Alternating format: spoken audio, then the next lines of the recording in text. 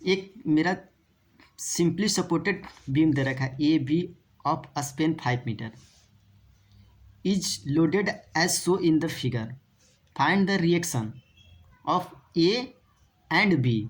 मुझे क्या कहा है, मुझे ए और बी पे मुझे क्या कहा है, रिएक्शन निकालने के लिए कहा है। तो देखिए मेरे पास एक बीम दे रखा है, इस तरीके से एक मेरा बीम दे रखा है।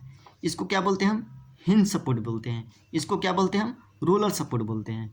तो हिंज पे क्या लगेगा, हिंज पे हमारे 2 रिएक्शन आते हैं, रोलर पे मेरे क्या रिएक्शन आते हैं, 1 रिएक्शन आते हैं। तो अब हम क्या करेंगे, रिएक्शन निकालने के लिए सबसे पहले क्या करते हैं, हम स्टेप 1 चलते हैं। ठीक, स्टेप 1 में क्या है कि सबसे पहले फ्री बॉडी डायग्राम बनाते हैं। कहने का मतलब है कि रिएक्शन दिखाना, सबसे पहले हमको रिएक्शन दिखाना है। ये जो बीम दे रखा है इस बीम पे हमको रिएक्शन दिखाना है, इस बीम पे हमें रिएक्शन दिखाना है। तो रिएक्शन कैसे दिखाएंगे, तो सबसे पहले क्या है, जो ऊपर का जितना फोर्स लग रखा है उसे दिखा दो, जो जो डिस्टेंस पे लग रहा है, जितना डिस्टेंस पे, मान चलिए ए से बी पे कितना लग रखा है, 3 किलो न्यूटन पॉइंट लोड।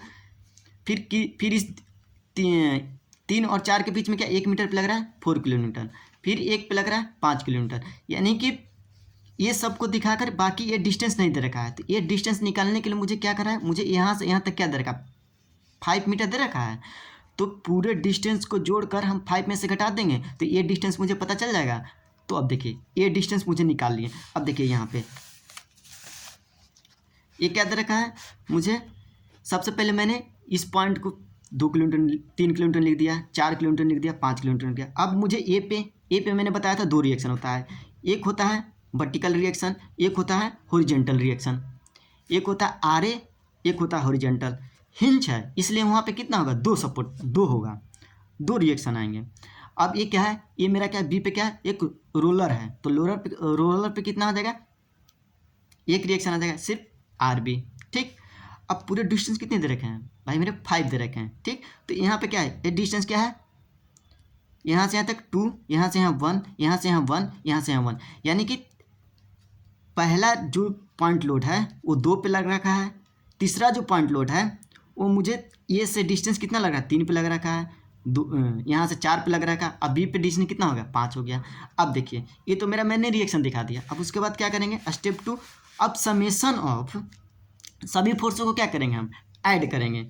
मतलब कहने का मतलब है कि नीचे की फोर्स यानी कि vertical force, summation of vertical force, summation of horizontal, vertical force मतलब नीचे का फोर्स और प्लस हॉरिजॉन्टल का फोर्स। मतलब कहने का मतलब कि जो वर्टिकल में फोर्स जितना लग रखा है, ये वर्टिकल फोर्स नीचे ऊपर नीचे ऊपर नीचे ऊपर, ये क्या रखा है, ये ऊपर की ओर फोर्स लग रहा है, ये भी ऊपर की फोर्स लग रहा है, ये नीचे की ओर लग रहा है, ये भी नीचे की ओर लग रहा है, ये भी, सभी को हम क्या करेंगे, ऐड कर देंगे। तो अब देखिए सभी को ऐड करेंगे तो मेरा क्या करेगा, आर ए। अब ऊपर चल रहा है तो क्या लेंगे, हम पॉजिटिव लेंगे।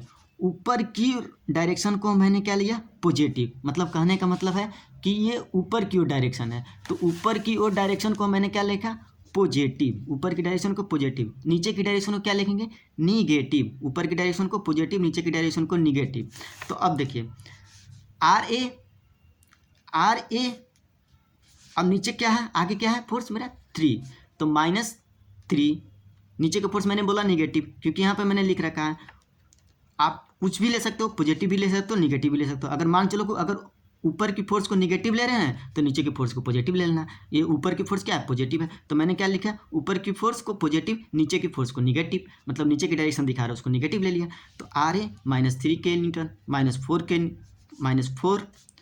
-5 plus R B equal to the 0। अब मैं क्या करेंगे, R A plus R B, कहने का मतलब कि R A plus R B, बाकी सब निगेटिव है, उसको 0 को उस साइड में भेज देंगे तो क्या हो जाएगा, पॉजिटिव हो जाएगा। तो अब R A plus R B मुझे क्या निकल गया, मुझे एक इक्वेशन मिल गया।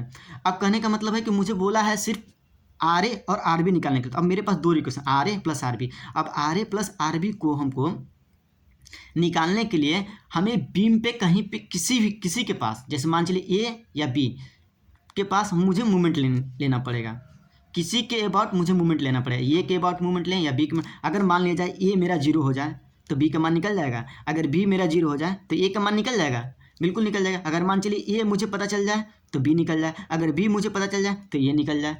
अब देखिए हॉरिजॉन्टल में मेरा क्या था, एक ही फोर्स था, कोई फोर्स है नहीं है, तो हॉरिजॉन्टल मूव फोर्स मेरा क्या हो जाएगा 0, तो ये मेरा क्या होगा 0 हो जाएगा। अब देखिए पहली बात यह है कि अब मूवमेंट कैसे लेंगे, तो देखिए ये मेरे पास बीम है, ये बीम है। अब इस बीम के किसी के अबाउट, ए के अबाउट ले लो या बी के अबाउट ले लो, किसी के अबाउट मूवमेंट ले लो। मान चलिए कि हमने ए के अबाउट मूवमेंट लिया, तो ए के अबाउट मूवमेंट लेंगे तो मतलब मूवमेंट कहने का मतलब है कि मूवमेंट बराबर क्या होता है, मूवमेंट बराबर फार्मूला होता है फोर्स इंटू, मूवमेंट बराबर होता है force into perpendicular distance, force into perpendicular distance क्या होता है, फोर्स इंटू परपेंडिकुलर डिस्टेंस। तो अब क्या है, मुझे ए के अबाउट लेना है, कहने का मतलब है कि हमको ए के अबाउट लेना था। ए यानी कि आर ए मुझे ए के अबाउट मूवमेंट लेना है, तो आर ए वहाँ का डिस्टेंस क्या है, ए पे डिस्टेंस क्या है मेरा 0, ए पे डिस्टेंस क्या है 0, तो आर ए इंटू 0 डिस्टेंस।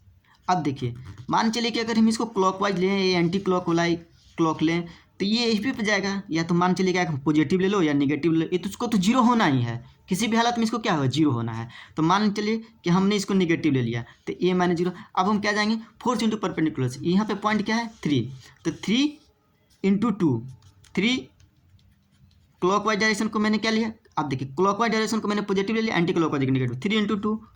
अब आगे गए 4 पे, अब इसको भूल जाओ, फोर्स पे क्या है 2 इंटू 3, 3 डिस्टेंस है ए पे, तो हम क्या लेंगे फोर्स प्लस फोर्स इंटू 3।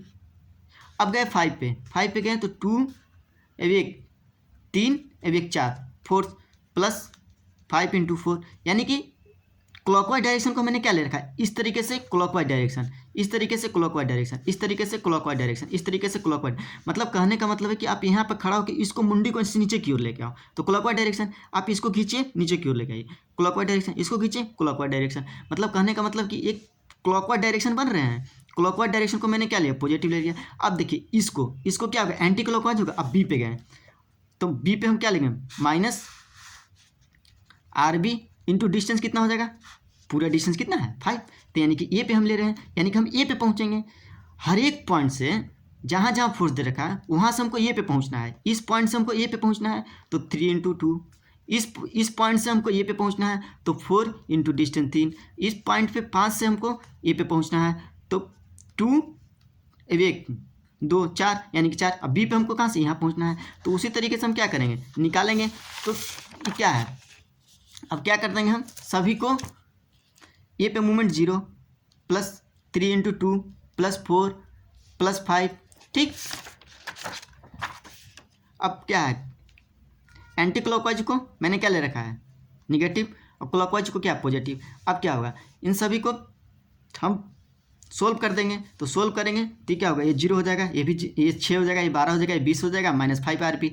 अब हम क्या करेंगे आर बी के मान निकाल देंगे यहाँ से आर बी बराबर क्या होगा 7.6 किलो न्यूटन। अब देखिए अब इक्वेशन में क्या करेंगे पुट कर देंगे R A plus R B equal to 12 kilo newton, तो R A plus 7.6 equal to 12, तो आर ए आर बी मुझे आर ए का मान निकल गया। अब मुझे क्या है इक्वेशन फर्स्ट में क्या था R A plus R B का मान कितना था 12 था। अब इसमें से हम क्या करेंगे बी के जगह पे हम रख देंगे तो मुझे क्या निकल जाएगा आर ए निकल जाएगा, तो आर ए बराबर क्या हो जाएगा 4.4, अब बी के 7.2। अब टोटल रिएक्शन क्या होगा आर ए बराबर 4.4 और आर बी इक्वल टू 7.6।